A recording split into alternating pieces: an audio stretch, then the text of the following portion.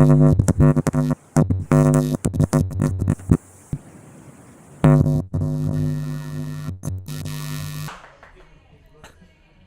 coming from O-Bar for the podcast that we're going to be bringing you each month, and we're joined by Sarah Bird. Thank you for sitting down and having a little chat with us. No problem, thank you for having me. So let's talk a little bit how you've got to this stage where we're sat in O-Bar. You're about to do a performance tonight, I believe, Yes. yourself.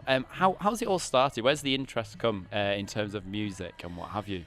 Well, since I was a baby, my parents have been musicians. So it's as much a family sort of thing. They've pulled you in for it all, have they? Absolutely. I remember being sort of as young as 5 and writing songs on my dad's guitar. So. All right, so you're straight in there picking it up. Your dad play and what have you then? Yes, yeah. But And not good songs. No, pretty awful. Are you better than him? Is there a little bit of a? No, not his. He doesn't write songs actually. I just mean my 5-year-old songs. Oh, right, yeah. Weren't quite as honed as they probably could be. And what sort of were your parents listening to at the time? What were they interested in? Well, Tina Turner was definitely well, we'll talk a one. bit more about that in a little while, because I think you've got a funny sort of thing behind all that. Fleetwood Mac, Eric Clapton. Nice, good choices then. Yes. Is it much what you listen to yourself? Yes, yeah, and I've been able to see quite a few of the performers as Who well. have you seen? I've seen Tina Turner, I've seen Eric Clapton, I've seen Cher.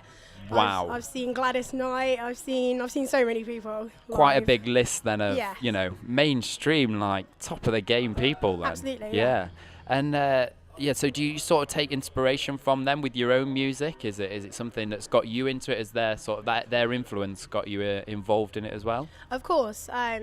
I think that I sort of take inspiration from wherever I can get it, and I think definitely in the back of your mind there's always the people that you've always been listening to. And much from your parents at all of it? Yeah, absolutely. Yeah. I mean, my mum is the best showwoman that you'll ever see. Talk to me. Like, what is this that your mum does? I've seen on your website or whatever about. Isn't she? She was a Tina Turner tribute artist. So it's in the past now. Yeah, She's had to leave it She's to an rest. events planner now.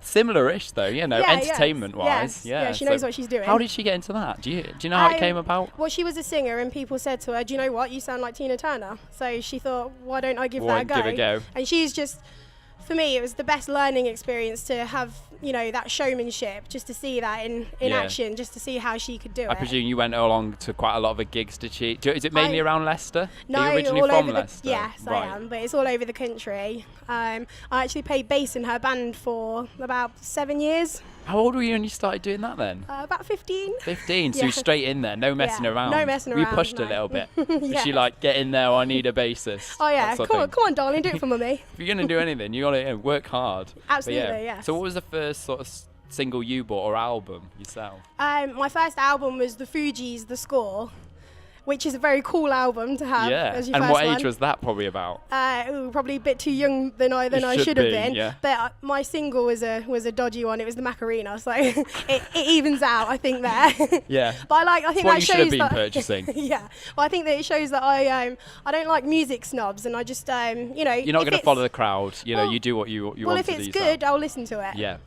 And what at the moment are you sort of like? Is there anything that's come up at the moment that you're listening to? Any sort of the old artists, or that you're sort of into at the moment, or is it new stuff that's coming through? Well, I'm always the music into sort scene? of older artists, Yeah. but new, I would say Alan Stone is a big influence of mine. He's a guy from America, and he's got a very soulful voice, and he's just released a really sort of soulful record, and it's a great one. Taking quite a lot of influence from that as Yes, well now. yeah. I think he released it on his own as well, which is something that really interests me. How did you come across him? Is it something you just stumbled across, or? Well, I'm a fan of Hall & Oates, and Daryl Hall does a sort of podcast thing, which is called Live at Daryl's House. And it's in his barn. It's the most decked out barn that you'll ever see, just full of awesome musicians. And he gets people in to come and play with him. And Alan Stone was one of the people that he got in. And just came across it from there. I just watched the podcasts. And hooked on straight away. Absolutely, yeah. It's always nice when you come across those artists where, instantly have that connection with them, where you're just like, oh, this is actually ideal. This is what I like watching and listening to.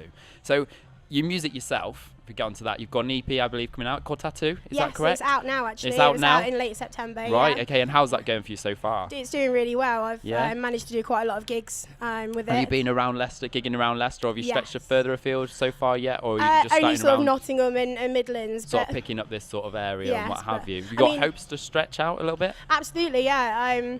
I'd love to sort of take it to all over the UK, really. Is it something that you kind of hope to do, like, full time now? Is it something you do full time, like all the music type Music, things? I do it full time at the minute. I mean, if I could do original music full time, that would be amazing. It'd be a luxury, wouldn't it? It would be a luxury, difficult. yes. But I'm a busker as well throughout the days. So go and earn a few bits of money on the street and what have you, where you can. Yes, and it's great because that's where I sell the most EPs actually. So I go sort of all over the Midlands busking. You got a favourite place to busk?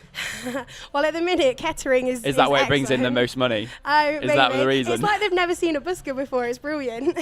Get there every day. Just pop down. I bet you do. Is this where you go? Yeah. No, that's probably why I do better there. But I sort of stand outside Marks and Spencer's, and there were some ladies upstairs. The windows were open. They were all applauding me after every song. It's nice. I can imagine it's quite nice to have that though, like that little boost of confidence and what have you. Well, I think especially if you go to somewhere new, it's hard to know how you're going to be received. Yeah. So if people are enjoying it, then that feels amazing. What about the worst place? Where have you found that's not? Have you had any hecklers walking by or? Oh, well, you always do. Yeah. I think the best thing about busking is it teaches you that not everyone's going to like you, and I think that's it's really quite a raw environment. Like you get what you get given, really. Yeah. Yeah. Yeah, and it's an important lesson. And when did you start busking? Was it? How did the first time you busk felt? Was it quite nervy? Oh yeah, I was 16 in Nottingham. And, big place to start then, Yeah, well, my boyfriend lived in Nottingham and he went to uni, and so I was just sort of in the house on my own. So I just thought I'm going to go out and busk. It's just a spontaneous thing, just go out there. Yeah. How did it go, the first one? Yeah, it was really good. Yeah. Did you come back? Were you just showing off like when he came back to his apartment and just like how much money I've made? Counting all the pennies, yes. Just went out, just played a few songs. That's how it is.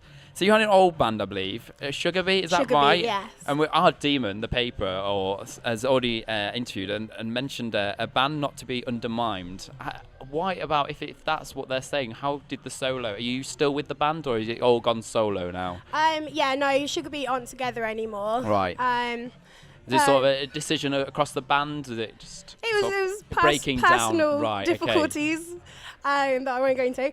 But so I just thought, I'm going to go solo. And how's it going? Are you enjoying it a lot more? Is it going well? Does it feel a good flow to it? I'm loving it, and I actually have a covers band called the Nana Radleys that I'm in, and all the guys from that have really kindly they'll come and do gigs for me for my solo project.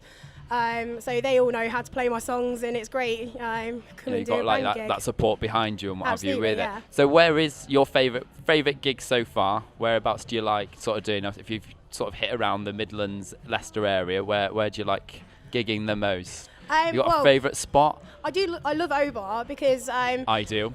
And I really actually do like gigging at the Musician in Leicester. I managed to just a couple of weeks ago support Roachford there, which was a really good night. It was the most busy that I've seen the Musician as well, and so I managed to reach out to some of his audience, which was brilliant, great. Yeah. So it's ideal for what you're aiming at. Absolutely. And in terms of going and watching someone, have you had a favourite gig that sticks out in your mind? I know you were saying that you've seen a lot of big artists. Who stands out in your mind? Well, I mean, I've seen a lot of smaller artists as well. There's a lady called Nika Costa who's an American, and she's going in a different direction at the minute, but her older stuff is very funk orientated, and just the way that she is on stage. I saw her at the Bowery Ballroom in New York, and it was just one of the best gigs that I've ever been to. Just the energy. And then I also love the Noisettes as well, because if you've ever seen them, she's mental on stage. Gets the heart going a little bit. She does. She hangs off the PA. She was hanging off I saw them at Rock City. She was hanging off the banister at Rock City in Nottingham. The security guards just looked so panicked. It's like they were holding her legs while she was on just the edge. Hanging. Yeah. It's how every gig should be. I think it should, yeah. Make everyone feel uncomfortable a little bit. Absolutely. If I want to put you on the spot a bit here. If you could replace any member of an artist or a group, where would you put yourself if you could do? Well, I wouldn't say that we're necessarily... You don't have to be or anything like that. If you could swap with anyone, who would you go for? It would be Stevie Nicks to be in Fleetwood Mac, yes. Just because I'm a massive fan of the band? Yeah, and I mean, that must be the craziest life that anyone, could lead. You wouldn't say no if it got offered to you. I don't think anybody would. Of course. And if you could bring 3 people to a dinner party, dead or alive, okay, who would they be? Well, I would love Nika Costa. Of course. Because she's mental. I've never been asked this question before.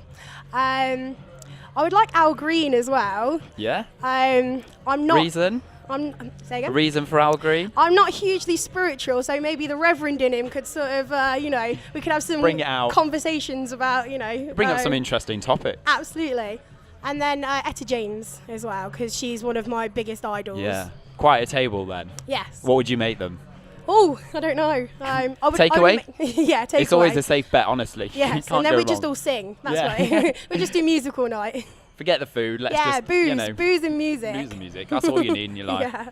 Okay. So good luck tonight with the gig. Thank you. Thank you very much for talking to us. No problem. Thanks for having me.